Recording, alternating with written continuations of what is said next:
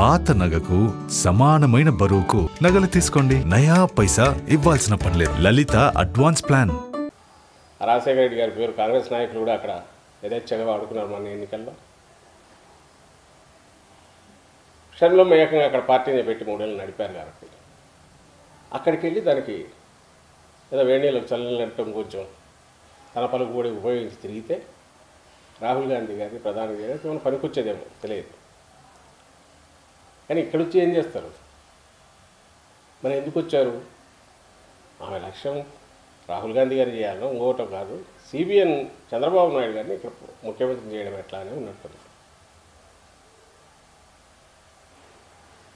అది కూడా ఎందుకంటున్నామంటే ఇంతగా చంద్రబాబు నాయుడు ఏదైతే ఆయన టార్గెట్ పెట్టుకున్నారో ఆయనకున్న అన్ని అస్త్రాలను ప్రయోగించడంతో పాటు ఆఖరణ దీన్ని కూడా తీసుకొస్తే ఎంతో కొంత వైఎస్ఆర్ అభిమానుల ఓట్లు కానీ ఇంకోటి కానీ ఏదైనా చీల్చడానికి ఉపయోగపడతాయేమో. మళ్ళీ ఆయనకు సోకాల్డ్ యాంటీ ఇన్కంబెన్స్ ఓట్లు చేరకూడదు, మళ్ళీ అవి ఎక్కువ చేస్తే డేంజర్, అంతవరకే పోవాలి. అందుకోసమే టార్గెట్ మైనారిటీలు కానీ క్రిస్టియన్ మైనారిటీలు కానీ దళితులు కానీ వీటి గురించే మాట్లాడే స్పీచ్ తయారు చేసి పంపిస్తున్నారు. మొత్తం దాని మీదనే నడిచింది.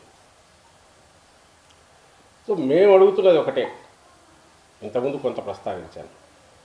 అసలు ఈ రాష్ట్రానికి ఎవరన్నా అన్యాయం చేసిన పార్టీ ఉందంటే చంద్రబాబు నాయుడుతో కుమ్మక్కాయ ఆ రోజు కాంగ్రెస్ పార్టీ చేసింది. దాంతోనే అన్యాయంగా ఆంధ్రప్రదేశ్ డివైడ్ అయింది. అడ్డగోలుగా డివైడ్ చేసి మనకు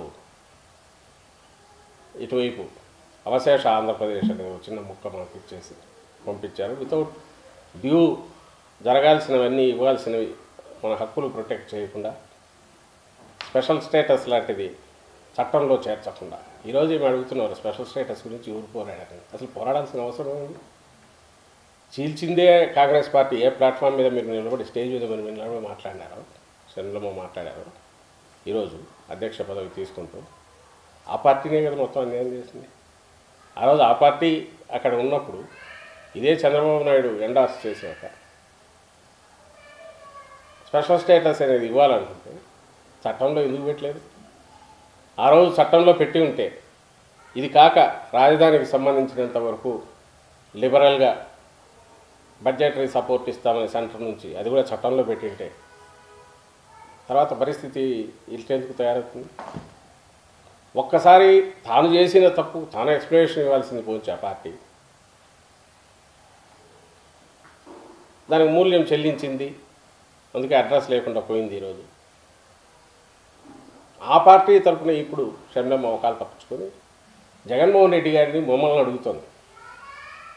చిత్రంగా ఉంది. ఆమె వ్యక్తిగతంగా ఆమె ఎక్స్ప్లెనేషన్ ఇవ్వాలా?